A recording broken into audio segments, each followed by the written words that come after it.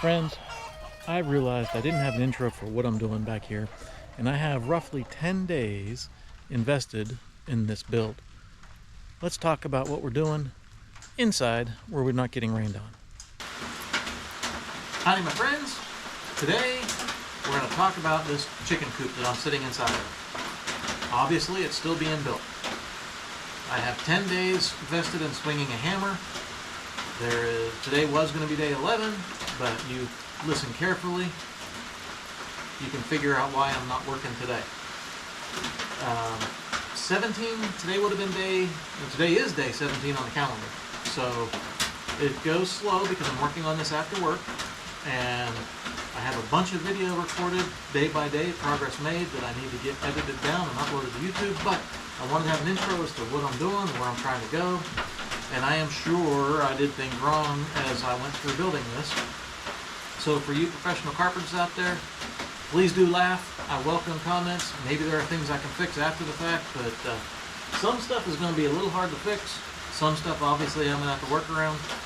Example, this flooring that we put in, I'm pretty sure it's not going to line up perfect, so I'm pretty sure I'll be stubbing in other 2x4s to make the 4x8 sheets line up properly.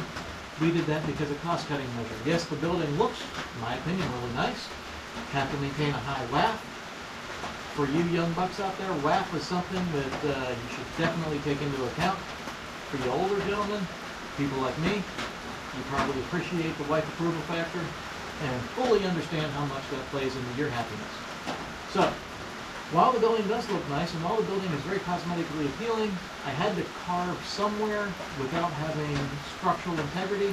So, like this flooring, I used 2x4 joists across the floor, and I should have used 2x6s. I used 2x6 perimeter because that's where all the weight is on the walls. We'll talk about all that, how we got to where we are, what supports I put in the middle to try and compensate for a springy floor, because we don't want a springy floor.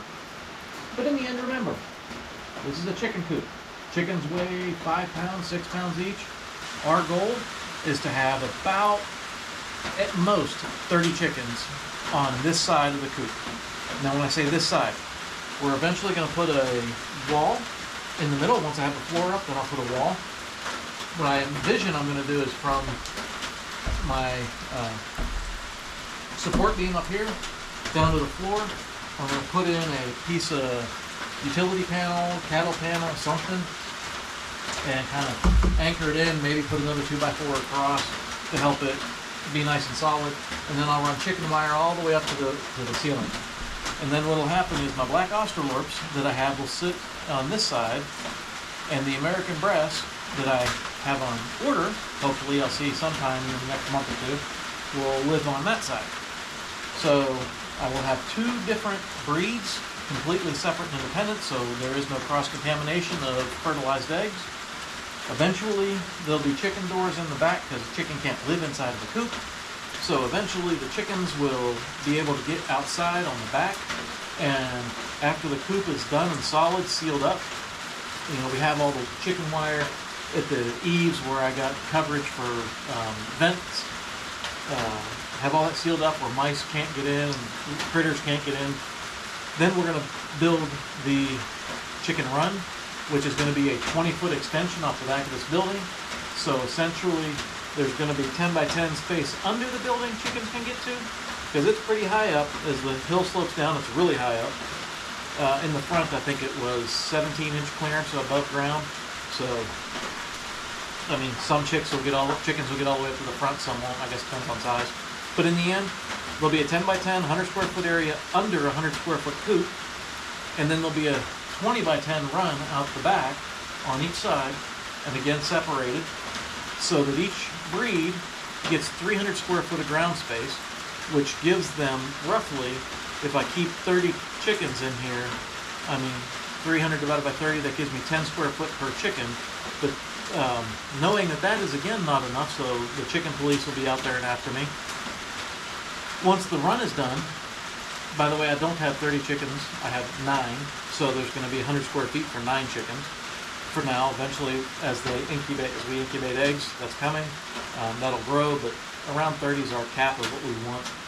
But eventually, once the run is done, then I have all the fencing material up there to fence in about a ½ acre of land down here behind the chicken coop, and we'll separate that into two, what do you call it, paddocks, two different sides, so that each breed now has 300-foot secure, safe, locked up chicken run predator guard where they can stay and browse and eat in bad weather, or I can go down there, open a door, and each of them has a little over a quarter acre of free range area to get to.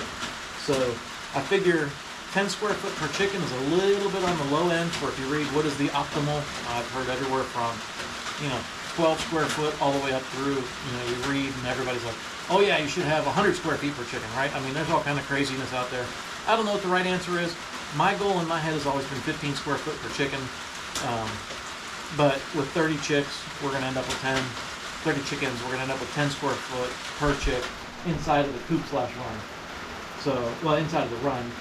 So it'll be 300 plus will be 100 square foot up here in the coop. I guess technically you'll have 400 square feet for each breed, but realize 100 square foot is going to be nesting boxes, perches, stuff like that doesn't, in my mind, doesn't really count towards the square footage. So I'm just counting the 300 square feet for this outside, go touch dirt area.